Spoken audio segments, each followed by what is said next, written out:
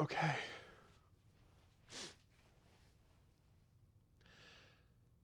Do you remember what it was like when you were dumb? Sorry, I mean like when you were a kid and you didn't know anything because you only got here a couple years ago. Remember how fun it was to ask questions and to find new stuff out? Whatever happened to that? I mean, look at this little guy.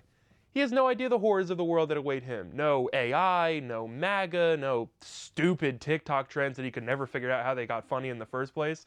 I mean, what was that, you're like 6? Something I was praised for when I was younger was asking good questions, and it's something that I still try to do to this day, although I admit, as with most people, the more time that goes on, the less and less questions I ask. And it doesn't really make a whole lot of sense when you think about it, because I still know very, very little about the world. There's just seemingly less incentive for me to find those things out, and I want to talk about why today. Spoiler alert, it's got something to do with this guy apparently. I don't know who he is though, let's find out. Oh, you gotta be Professor George Lowenstein at Carnegie Mellon University described curiosity to be caused by both recognition of an information gap and the subjective desire to obtain the missing information. For example, we as kids don't know anything, and the thing that drives us to ask all these questions and subsequently our parents up a wall is curiosity.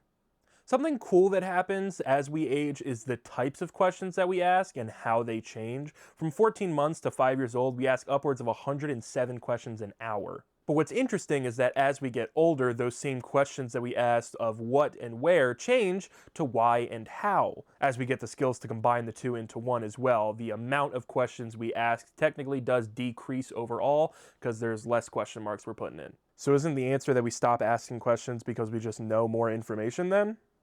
Not exactly. See, studies have also shown that we ask less questions over time because we see that people are too busy to answer them, thus fostering less of an environment for us to ask them. Okay, but at least for the 12 years in school, there's somebody like a teacher that can answer the questions of those students, right? Yes and no. While supporting a child's curiosity is very vital in their development, schools just aren't built in a way to foster that anymore. Why? Horace Mann is labeled as the father of public education because he was the one that introduced to America, and more specifically Massachusetts at the time, the idea of common school. And he also wanted to promote the notion that only an educated people could uphold a free democracy. He also had 6 key points he wanted reflected in this schooling. Again, ignorant people cannot uphold a free democracy. It should be paid for by the people, should be accessible to all, although at the time this only meant white men. Later in his life, he would open schools to African Americans and women. He also wanted to make sure that it was not religious indoctrination and that all denominations could be present in school. He wanted to make sure that it was taught by qualified people, and most importantly, he wanted to make sure this was a place for education and to foster a community of learning rather than a community of obedience. But Bryce, there's plenty of examples throughout history of corporal punishment from our parents and their parents before them, and there's still today a lot of importance placed on the authority of teachers rather than questioning their validity. I know, and I'm getting there. Now, our good pal Horace didn't come up with all of these ideas on his own. He actually got them from across the pond in Germany, or at the time it was known as Prussia. You see, Prussia had just lost a war in 1806 to Napoleon, and a lot of people thought it was because their soldiers simply weren't obedient enough and that they were too much of free thinkers, not listening to the authority of their superiors. So they invented an 8-year schooling system that taught them writing and arithmetic, and most importantly, loyalty to the king. It had a lot of what you would see today. It had rows and columns of desks, single teacher classrooms, grouping kids by age, and most importantly, patriotism. So Horace saw this and thought, oh my god, this level of indoctrination is absolutely insane. But he thought, well, if something can be so good at being evil, can it not also be so good at being good? And to an extent, he was right. Once implemented in Massachusetts, literacy rates skyrocketed because of the influx of education. Common school became common practice. The states around it were following suit to increase their literacy rates as well. The federal government made it a federal issue. School became compulsory with attendance. And everything was kind of going well for it, especially in terms of funding for the education. And then Ronald Reagan happened.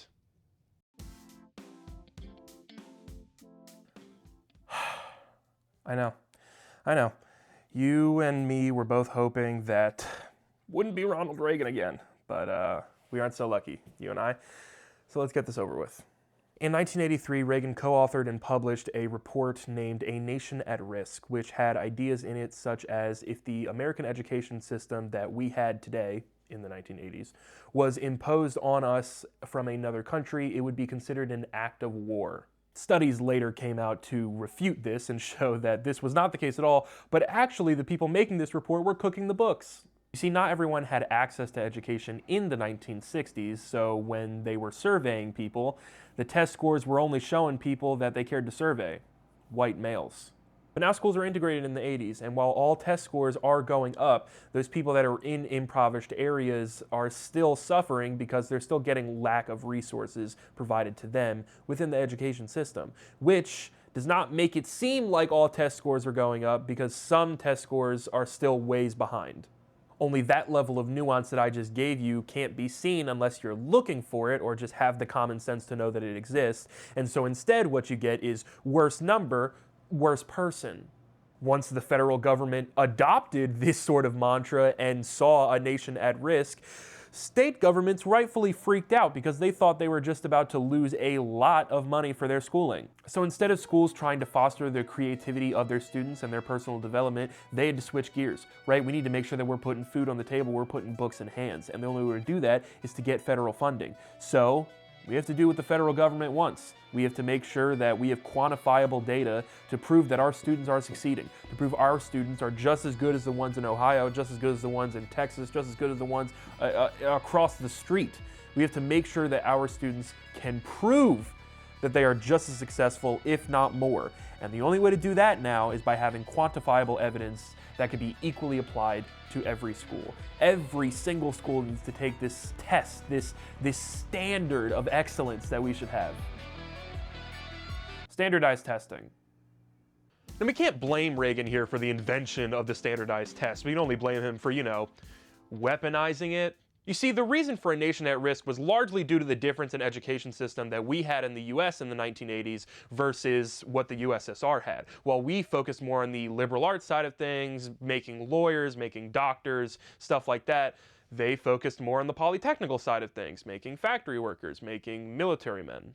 The biggest reason for this difference was because the USSR just had a centralized schooling system where we didn't. We cared more about local issues and meeting kids' needs where they are at geographically and economically, which those two kind of go hand in hand.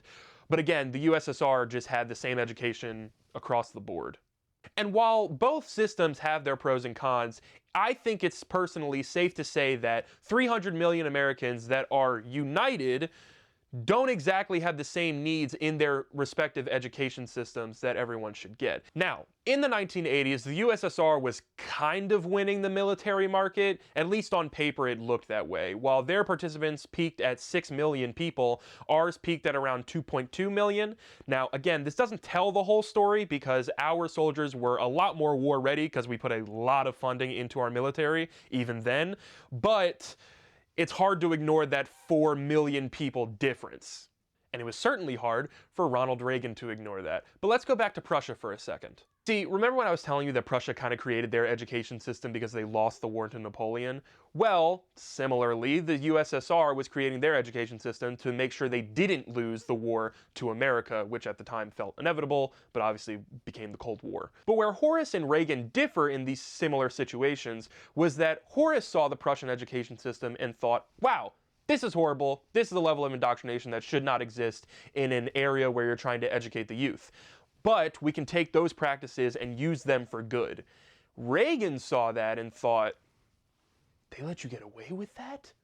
Write that down, write that down. See, at the heart of this, A Nation at Risk really boiled down to how do we create a better military? One of the things in A Nation at Risk suggested that if the education system that they had at the time that focused heavily on the liberal arts and the sciences, which were very valuable, somebody argued that if another country had instilled those practices on America, it would be an act of war. An act of war. We're talking about the education system and how good it is that we're making lawyers, we're making doctors, we're making scientists, we're making artists, how fruitful that is for a society. And somebody said it would be considered an act of war. You cannot get more fear-mongering than that. Now, standardized testing has had a military presence since it was introduced in World War I. A man by the name of Lewis Terman and his colleagues were recruited by the American Psychological Association to assist the Army in creating what was now known as the Army Mental Tests. In 1926, the SAT was created and based off of these Army mental tests. In fact, it was scored the same. So once again, not to knock the government or not to knock the military, but we have another case where the education system was completely revamped to better adhere to the standards already set by the US military. Because even when Horace Mann had such good intentions, trying to be a good Samaritan to make sure that politics and religion and militarization was outside of the education system, people have agendas. And centuries after Horace and decades after Reagan, Bush was no different. In 2002, the No Child Left Behind Act was George Bush's solution to the inequalities that Americans faced in education. They did this by making sure that every classroom used outcome-based teaching, or in other words, teaching for the test, which isn't really all that helpful because equality is not the same as equity. And creating a standardized test across the board for a country as big as America, with as many people in it as America, not ideal. To assume that because a bunch of white men with pencils and agendas can make circle from sea to shining sea, that somebody in Compton, California and Greenwich, Connecticut are going to get the exact same education regardless of the funding that each school gets is stupid and ludicrous and crazy and whatever other synonym you would like to add in there. It's dumb. And it's especially lazy to try and base an education system on that type of idea when, again, you have a country that's as big as America. You have a country that has as many people as America. You have somebody in Compton, California and Greenwich, Connecticut, two wildly separated places, and you think because they're under the same stars and stripes that they have all this stuff in common? Both kids have different needs of one another. Not only is Greenwich the wealthiest part of Connecticut and one of the wealthier cities in America, Compton is not. And they might need a little bit more funding to make sure that they're getting equal education. But you're telling teachers to give the exact same education regardless of funding and hoping that all those students will turn out okay. And that doesn't make any sense. But let's talk about unitedness, because again, this didn't boil down to education of our youth matters. This boiled down to Bush's presidency, which was largely defined by 9/11. A time where the country was desperately searching for any attempt and any semblance at being united to not be tried again as they were. And the best way to seem united is to be united. So let's take the thing that builds our youth up from the ripe old age of 5 years old and make sure that everybody's getting the same star-spangled lessons. Forget learning how to better your community. That can wait for a college that you can't afford on some liberal arts sissy degree. Who needs that? For the next 12 years, I want you to ask not what your country can do for you, but what you can do for your country to make sure all those evildoers across the lines don't get any funny ideas. And I must stress, I'm not anti-military, I'm not anti-education. I respect all those who serve, much like my father or my grandfather, whether you felt a duty to serve or you needed to get out of your circumstance. In those ways, the military is a great avenue. What I'm arguing is that it's not the only avenue, no matter how much the education system would like to have you believe. I would much rather prefer the Horace Mann intended schooling system where, again, educated men and women can exchange ideas, not bullets. And maybe this is too far-fetched, I'm in my 70s hippie era, no war, spread peace, man. But I don't know what to tell you, man. I think it kind of sucks. So look, sport, you know it, we all hate it. Standardized testing has been talked about in nausea about how limiting it is when creating a curriculum, and also how inaccurate it is when trying to prove a student is comprehending a subject rather than just memorizing some test answers. We fundamentally changed the way that schooling affects us to where now we're being taught to take a test rather than engage in our own personal development. All the while, schools are being threatened with less funding if those arbitrary test scores are too low. We have a system now that's encouraging us to better fight with force rather than fight with ideas. Now again, I want to reiterate, this doesn't apply to teachers on an interpersonal level. I'm a part of a teaching family as well as a military family, and I wouldn't be where I am today without either sides of that. However, this is bigger than them. This is bigger than both of them, actually. And there's only so much a teacher can do to help their students on an interpersonal level when their classrooms are busting at the seams and they don't really get a whole lot of leeway in what they're allowed to teach. Again, I agree with Horace Mann saying that teachers should be qualified and that they should be teaching some sort of standardized curriculum, but it should not be across the board standardized. Similarly, I think it's bigger than people that are just in the military. Obviously, the common soldier has very little say in what goes on in the education system in America, but I think it's important to have these discussions so that we can talk about some sort of change that we can enact. But I am not anti-military as a whole, same way I'm not anti-education. What I am anti is this merge that we have. As similar to church and state, I think there needs to be a demilitarization of our US education system. That's the bottom line. But Bryce, this is supposed to be a video about curiosity, right? Engaging with that childlike sense of wonder that we had before. Why do we care so much about the history of education and the standardization of it and how we're basing it so much on blah, blah, blah, blah, blah, blah, blah, blah. Why do we care? When I was reading Eve by Kat Bohannon, there's a key concept that's introduced that says when people don't ask questions, people die. And we've kind of gathered already how that active death can happen through the militarization of an education system. And in the book, there's a passive death that she explains where, say, if nobody asks how we can solve infant mortality rates, then we never will, and people will die. But there's a third death that I want to focus your attention on, and it's the death of self. When we lack curiosity, we lack a drive to understand the world around us, as George Lowenstein was alluding to, and subsequently, we're removing ourselves from that world.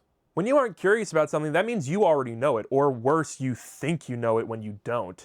And the latter is so much more damaging, but we all do it, me included. Where I could be curious as to how somebody was approaching a situation or why they said what they said and ask them about it, I can kind of just assume why they did what they did, and whether that's to benefit or spite me, and it stifles my communication with them as a whole.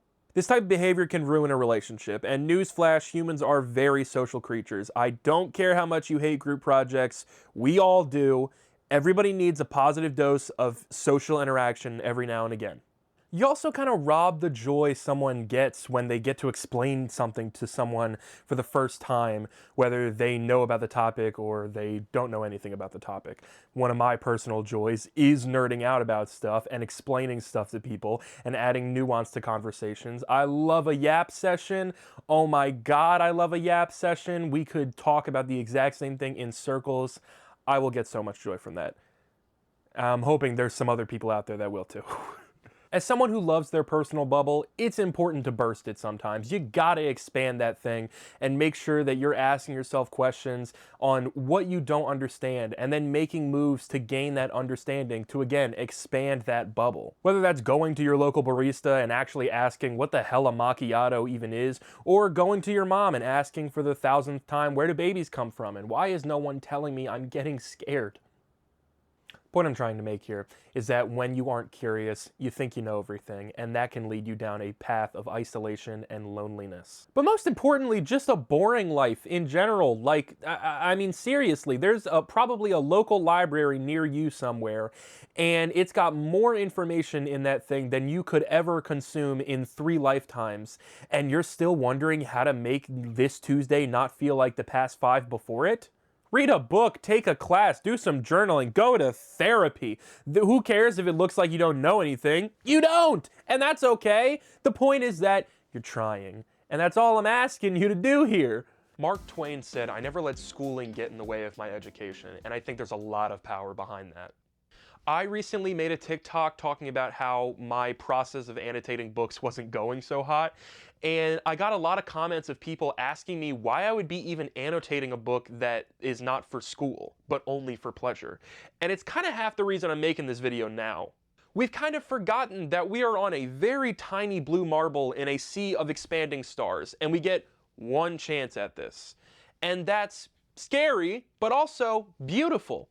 Unfortunately, we have systems in place that aren't asking us to look out the window and ponder how fish came to be, how birds can fly, why the sun sets the way it does. No, instead, it asks us to be wary, to be cautious about the people outside across enemy lines and wonder the nefarious things that they're doing, all while being told to love thy neighbor.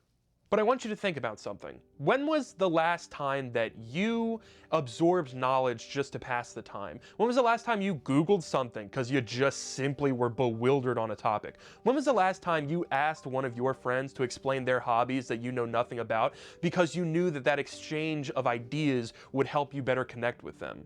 I'd argue that it's probably been a while, and if not, good for you. But I want to make something clear. I'm not saying you need to study every textbook, you don't need to read every article, you don't need to do every scientific study before you die to have a meaningful death. But to have a meaningful life, you should be curious about the world around you, to make your life better, to make the people around you's lives better. There's so much power in finding things out. Let me ask you something. If you only got one shot to be in a library or go on Google to search something up, how long would you stay there? Would you waste any of your time doom scrolling or watching videos like these that are screaming at you to go do something else? No, you'd probably, hopefully, you'd stay in there as long as possible until they physically restrain you and pull you out, because there's so much information to learn. But I digress. Again, you don't need to hoard information like a dragon to have a meaningful life.